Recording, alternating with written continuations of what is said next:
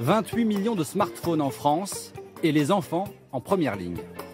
Avec la trousse et le carnet de correspondance, il fait souvent partie de la panoplie des nouveaux collégiens. À 11 ans quand je suis rentrée en 6e. Pareil aussi quand je suis rentrée en 6e. Pareil, moi c'est en 6e. Et même si la plupart des établissements en interdisent l'usage, chacun fait un peu comme il veut. Après, généralement, si on a besoin de l'utiliser vraiment urgent, on va dans les toilettes, on l'utilise dans les toilettes. J'ai juste le droit de l'utiliser pour appeler et pour envoyer des messages. Et aussi pour écouter de la musique. Aujourd'hui, les 11-15 ans représentent 8% des usagers d'Internet via smartphone. Et c'est bien la navigation sur la toile qui pose problème. Des millions de sites sont accessibles sur les écrans en quelques clics, notamment pornographiques. Mère de 2 enfants, Nathalie Selva peut gérer les connexions de ses 2 adolescents sur sa tablette.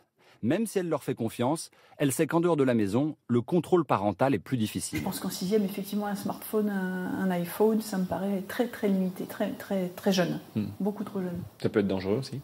Ben oui, parce qu'ils vont sur Internet en permanence et puis on peut bloquer à la maison, je pense que tout le monde peut le faire. Mais quand ils sont à l'extérieur, quand ils sont au collège... C'est aussi l'avis de ce pédiatre. Pour lui, les images pornographiques représentent un danger pour les plus jeunes.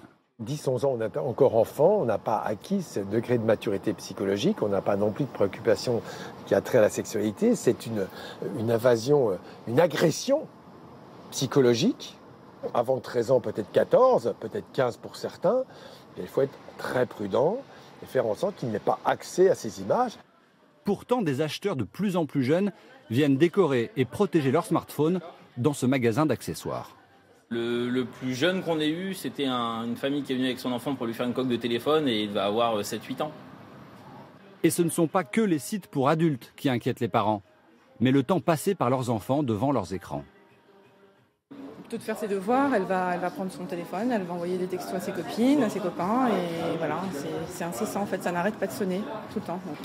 Je regrette parce que c'est beaucoup de temps en moins pour autre chose, pour leur sens de la créativité, même pour le comportement social de manière générale. Je trouve qu'ils parlent moins ensemble. Voilà.